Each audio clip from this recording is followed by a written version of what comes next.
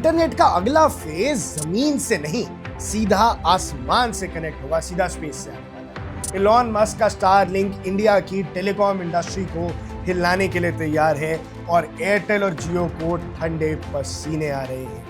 पर डर की बात यह है कि ये जो नेटवर्क होगा ये बिना मोबाइल टावर्स, बिना फाइबर केबल्स और बिना ग्राउंड इंफ्रास्ट्रक्चर के होगा, जिसमें ऑलरेडी इंडियन कंपनीज ने पिछले कुछ सालों में लाखों करोड़ इन्वेस्ट किए हैं। तो क्या अब वो सारी इन्वेस्टमेंट बेकार हो जाएगी? एलॉन मस्क की सैटेलाइट इंटरनेट सर्विस स्टारलिंक अब ऑफिशियली इंडिया के टेलीकॉम इकोसिस्टम में एंट्री लेने जा रही है और इसी वजह से टेलीकॉम सेक्टर की जो ओलिगोपोली मार्केट है, जियो और एयरटेल जैसे लीडर्स वो घबराए हुए हैं। साथ साथ वोडाफोन तो पहले ही पिछड़ा हुआ था। सबसे पहले समझिए कि why this is not a normal launch.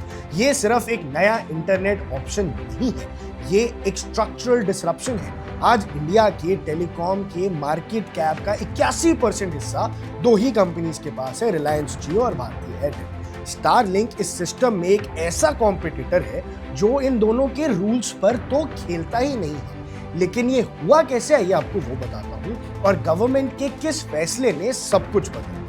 16 अक्टूबर 2024 को भारत सरकार ने क्रिटिकल फैसला लिया था। फैसला था कि सैटेलाइट स्पेक्ट्रम को ऑक्शन पर नहीं बल्कि एडमिनिस्ट्रेटिव अलोकेशन के जरिए देने का। ये वही पॉइंट था जहां जियो और एयरटेल का विरोध खत्म हो गया, क्योंकि उनकी मांग थी एक लेवल प्लेइंग फील्ड के लिए ऑक्शन हो।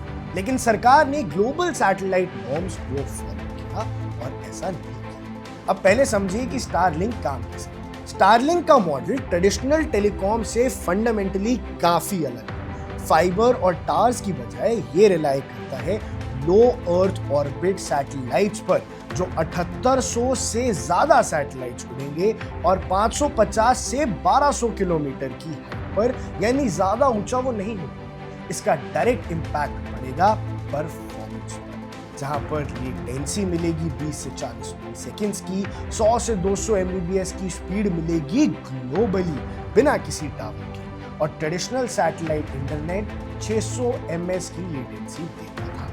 अब सवाल ये है कि प्राइसिंग क्या होगी और ये है किन लोगों के लिए, यानी ये पड़ेगा कितने का और कोई खरीद भी पाएगा कि नहीं। देखो दर्शकों, स्टारलिंक जो है वो सस्ता नहीं होने वाला है। इसकी मंथली कॉस्ट ही 8,600 रुपए होने वाली है और वन टाइम हार्डवेयर के लिए भी आपको 42,000 रुपए खर्च करने पड़ेंगे। ये अर्बन मिडिल क्लास ब्रॉडबैंड का रिप्लेसमेंट नहीं होगा। इसका जो प्राइमरी फोकस है वो रिमोट होटल्स पर होगा, टूरिज्म हब्स पर होगा, शिपिंग और मैरिटाइम इंडस्ट्री पर होगा, ऑयल रिग्स और माइनिंग जोन्स पर होगा, बॉर्डर्स और डिफेंस लोकेशंस पे होगा, एविएशन पर होगा, भैया इन फ्लाइट वाईफाई पर होगा। वाईफाई भी आपको मिल जाएगा। तो स्टारलिंक का जो बिजनेस है वो यहाँ से आएगा, आम घरों से नहीं आएगा। आपके और मेरे जैसे आम घर स्टारलिंक को अफोर्ड कर ही नहीं पाएंगे। लेकिन फिर भी स्टारलिंक इंडिया के लिए मैटर क्यों करता है और ये इंडिया के अंदर सब कुछ बदलने का दावा क्यों कर रहा है? डिजिटल इंडिया के बावजूद आज भी 63 crore Indians reliable internet access से बेहद दूर हैं। रीजन सिंपल है कि फाइबर पहुंचाना हर जगह महंगा है और कई जगहों पर तो प्रैक्टिकली इम्पॉसिबल है, जैसे मुश्किल टेरेन्स पर लद्दाख जैसी जगह। स्टारलिंक को बस एक चीज चाहिए और वो है क्लियर स्काई व्यू। इसलिए डिप्लॉयमेंट स्लो नहीं होगा, वो ऑलमोस्ट इंस्टेंट हो सकता है, यानी दुनिया के किसी भी कोने में आपको इंटरनेट मिल जाएगा। अब सवाल ये है कि क्या जियो और एयरटेल कंपीट कर पाएंगे या उनका बट्टा बैठ जाएगा? देखो दर्शकों, अब समझिए, सबसे बड़ा सवाल जो है कि जियो और एयरटेल अब सरवाइव कैसे करेंगे, एलॉन मस्क के स्टारलिंक से कम्पीट कैसे कर पाएंगे। सच ये है कि ये जो कंपटीशन है ये बराबरी का है ही। जियो और एयरटेल का मॉडल जमीन पर खड़ा है, जहां पर टावर्स हैं, जहां फाइबर है, परमिशंस हैं, मेंटेनेंस है और ये सब हो चुका है। लेकिन जो स्टारलिंक का मॉडल है वो आसमान से ऑपरेट करता है। ना राइट ऑफ वे इशूज, ना लास्ट माइल की डेवलपमेंट कॉस्ट, कोई रूरल डिलेज नहीं। इसीलिए ये एक स्ट्रैटेजी शिफ्ट हो जाएगी और अब हमें इससे रेजिस्ट नहीं करना है। एयरटेल और जियो इससे रेजिस्ट नहीं करेंगे, इसके साथ पार्टनरशिप करने की देखेंगे। रिटेल स्टोर्स, कोलैबोरेशन, ग्राफिक्स, काफ़ी स्ट्रैटेजीज हो सकती है। इसलिए अब ये स्ट्रैटेजी बताई जा रही है और रिपोर्ट्स के मुताबिक कि मार्च 2025 तक जियो और एयरटेल स्टारलिंक के साथ स्ट्रैटेजिक पार्टनरशिप्स कर सकते हैं।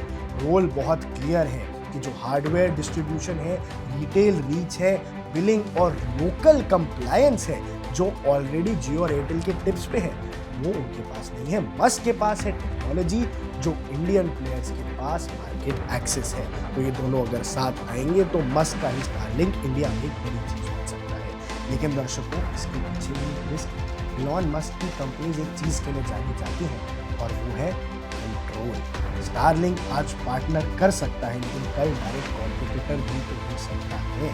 इसलिए मामला सिर्फ सर्वाइवल का नहीं है, अब रिलेवेंस का है। और सबसे बड़ी बात, जो बड़ी पिक्चर है, वो ये है कि अगले 10 साल में भी ये पूरी तरह से कवरेज नहीं दे पाएगा। वहाँ स्टारलिंक के अप्रूवल के साथ पूरे देश को इंस्टेंटली कनेक्ट किया जा सकता है।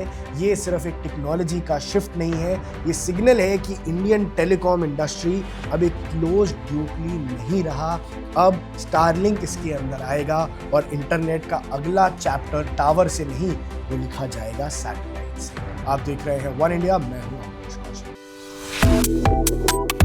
Subscribe to One India and never miss an update. Download the One India app now.